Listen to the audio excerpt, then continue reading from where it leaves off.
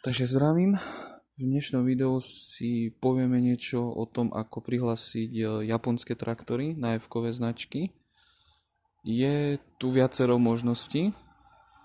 No a ďalej by som sa chcel zamerať, píšete mi aj, ako je to s multikárami, v prípade Praga V3S, či sa dá prihlásiť, a potom rôzne bagre ako Belarus, Ostrovek a tak ďalej. Takže začal by som s tými japonskými traktormi, ako to je. Toto je Kubota B1200. Ja som to ale prihlasoval nie ako Japonca, ale proste ako domácu výrobu.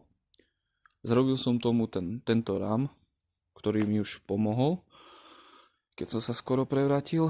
No a ďalej tú bielú kapotáž vpredu, tu som dal preč, dal som tam proste klasické kari rohože, hej, proste až to vyzerá ako domáca výroba. Nebol s tým problém, prihlasili mi to, dali mi všetky tie osvedčenia k tomu, čo trebalo. A samozrejme, všetky znaky, tu bol veľký nápis Kubota, ten šiel dole. Na prevodovke boli japonské znaky, boli tam nejaké štítky, to šlo dole. Sem som to schválne zatrel čiernou farbou, tiež boli japonské znaky a tak ďalej, to šlo dole. Aj tento znak starý Kuboty, ten som tiež dával dole, až proste nie je poznať, že to je Kubota. Pretože bavil som sa s chalami v skupine, niektorí hlavne na okresnom úrade, čo to schváľujú po STKčke, tak niektorí nemali problém, normálne prihlásili Kubotu, Janmara na klasické značky, hej, nie na klasické, na tie F-kové, hej, nebol s tým vôbec žiadny problém, a niekto mal problém. Tak to proste riešili, jeden chalan tiež takúto Kubotu riešil to tak, že si vyrobil kapotu doma, úplne ako z toho, čo mal doma, ďalší úplne takú perfektne krásnu kapotu na to zrobil. Videl som z 3011, že mali kapoty na tých Japoncoch a tak ďalej, len preto, aby z toho zrobili domácu výrobu a prihlasili to na tie značky. No a mne to akože prešlo ako domáca výroba, hej, nemám to prihláseného ako originál Japonca, všetko v poriadku, značka je, chodím s tým, slúži mi to. Akurát, že tu už na tomto traktore prebehlo viacero úprav. Motor už nie je originál, predtým tu bol Kubota D750, už je tu 950, silnejší, výkonnejší motor.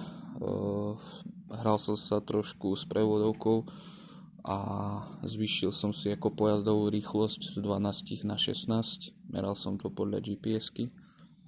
No a predná náprava je trochu inak už zrobená z iného traktora, masívnejšia, takže už to nie je tiež úplne originál Kubota B1200, už sú tu rôzne úpravy.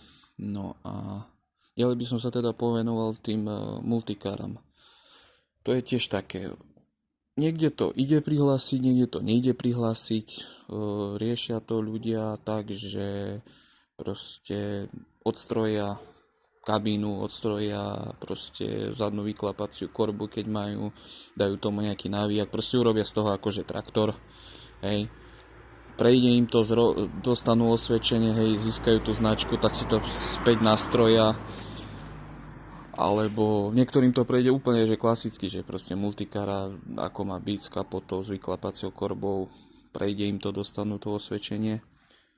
No a potom ste mi písali na vetriesky. Tam je veľký problém, pretože tam je pojazdová rýchlosť 60 km za hodinu. M2 dokonca 80. A tieto traktory a rôzne tie, akože aj vlečky proste majú tu na tých F-kových značkách maximálnu rýchlosť 25 km za hodinu. Takže vetrieska reálne nejde prihlásiť. Videl som rôzne úpravy, akože skrátená 4x4 verzia vetriesky, hej, s tým, že nezaradzoval všetky rýchlosti, proste rozbehol to na trojke maximálne, keď sa robila jazdná skúška, lebo tam sa zaznamenovala aj maximálna rýchlosť na tej jazdnej skúške, dosiahol tých 25 alebo aj menej a prešlo mu to, hej, získal na to značky, ale už je tam zásah, nie je to pôvodná 6 kolová verzia akože, ale skrátená na akože 4x4. Takže takéto mám informácie, že na takýchto to šlo, na klasických to nešlo. Samozrejme, na tej skrátenej musíte mať tú nálepku, maximálna rýchlosť 25 km za hodinu. No a ďalej tam bola otázka na tie rôzne bagre, ten Belarus, Ostrovek a tak ďalej. Reálne takéto bagre nejde prihlásiť na F-kové značky, môžu sa iba poľnohospodárske a lesné stroje prihlasovať, nazemné práce stroje nejde proste prihlásiť, ale zase boli takí, že si dali proste dozadu na podkop namiesto lyžice drapak, už z toho bol lesný stroj, hej, dopredu nejaký navíjačik alebo niečo a prešlo im to. Takže takto sa to dá. No a ešte by som sa späť vrátil k takýmto maličkým traktorom, ktoré nepresahujú 700 kg celkovú hmotnosť, akože svoju, tak už nemusia mať teraz hasičak. Ja ho stále vozím, však keby niečo, ale nemusíte to mať teraz, keď budete prihlasovať. Platí to od tohoto roka.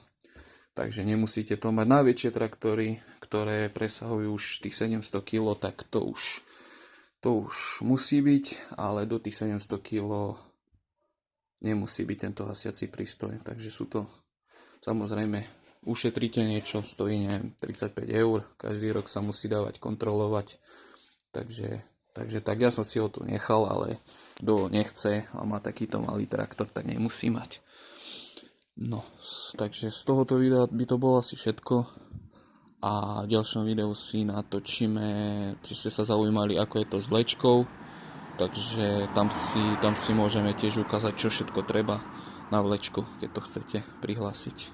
Takže toto je z mojej strany zatiaľ všetko a ďakujem vám veľmi pekne za sledovanie, prípadne nejaký odber, like, komentáre. Takže tak, z mojej strany všetko, ďakujem veľmi pekne.